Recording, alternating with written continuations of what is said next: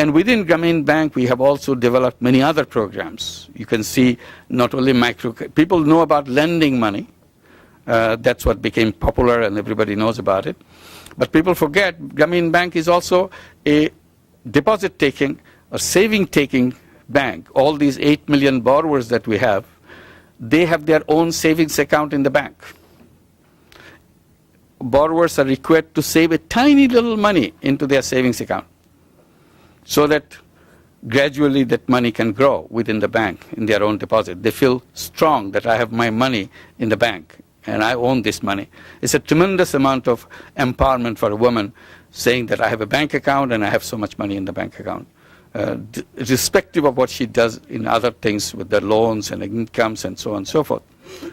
The interesting thing is this, I said all the money comes from the deposits while we lend money to the borrowers.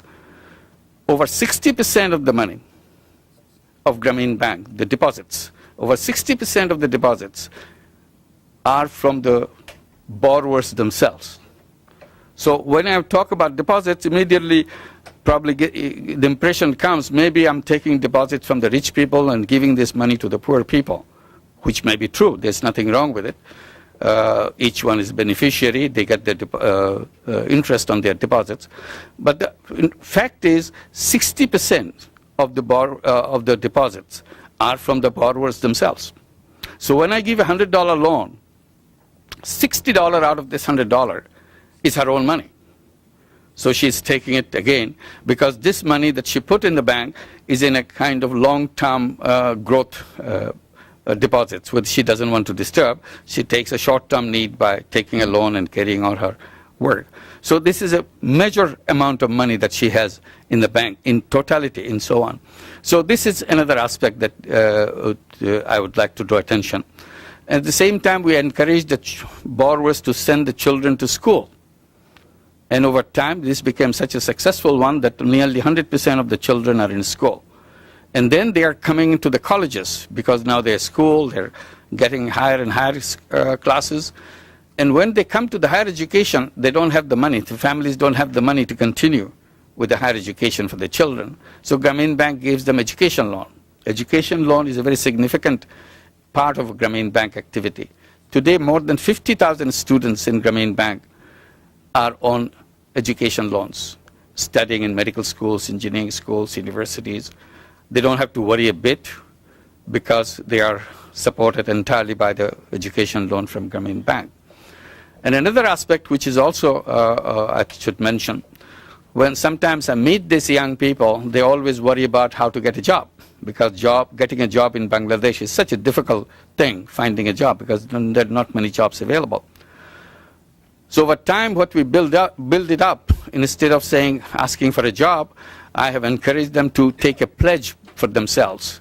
And the pledge is a very simple pledge, but something which kind of shake them up. Saying, look, you should take a pledge, and the pledge should be that I shall never seek a job from anybody. I am not a job seeker, I am a job giver. So my mission in life is to create jobs for others. So that you turn around the entire thinking process of the young people. Why should young people be looking for jobs? Why shouldn't they should be creating jobs for other people? And I give example why it should be so. I tell them that, look, your mother owns a bank. And your mother's bank has plenty of money, unlimited amount of money. So why should you be running around to find a job? You are the lucky one who should be creating jobs for others because you take money, invest it, and create enterprises and so on. So the young people have to think differently, that they are not job seekers. They are job givers. So this is one way to reorient them to do that. And we started lending money to the young people to start, while in school, they can start their enterprises. And over years, we have done lots of other activities. But one thing, as I said, in a long-term solution to the crisis, is to reconceptualize. One idea of reconceptualizing that I have been emphasizing for years is to look at the idea of business. I said the whole idea of business is what is at the root of all the crises that we are creating. Because there is only one kind of business in the whole world right now, in the theoretical framework that we are given by the economist. They say business means business to make money. There's no other kind of business. I said, but you look at the human beings. Human beings are not money-making machines. But the economic theory kind of converts you into a money-making machines. They said you are a money-making machines. All you do in your life is make money if you are in business. You have no other role. I said that's a very wrong interpretation of a human being in the economic theory.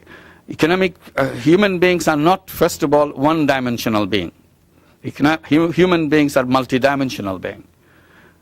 So if you want to make money, this is only one dimension. There are many other dimensions which are left out from the economic structure.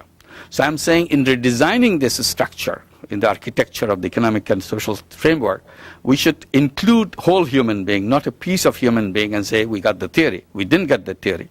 We messed it up, the way we interpreted human being. I said human beings are selfish out of the necessity of self-protection and so on, so it's a part of human being. But the economists pick the only item on the agenda is the selfishness and build the whole theory of business on the basis of selfishness. In business, everything is for me and nothing for others. So I focus so that everything comes to me. I said, they forget that human beings are also selfless beings. This is integrated part of human being. You cannot separate it out. Why should you leave it out? Why don't we create a separate business on the basis of the selflessness? Where in that business, everything is for others, nothing for me. Because I created this business to help others change people's lives. That's my dedication. So I can do both businesses. I can do the selfish business to make money for myself. I can do the selfless business to change the world at the same time, so that real human beings are in the action in the marketplace, in the same marketplace, in the same competitive environment that anybody would like to have in a capitalist system. So there is nothing wrong in bringing the whole human being. Everything is in the right way if we do that, if we can include the selfless part of human being. That part of business I'm calling social business. Non-loss, non-dividend company to address a social problem, to reduce, to remove, to eliminate a social problem.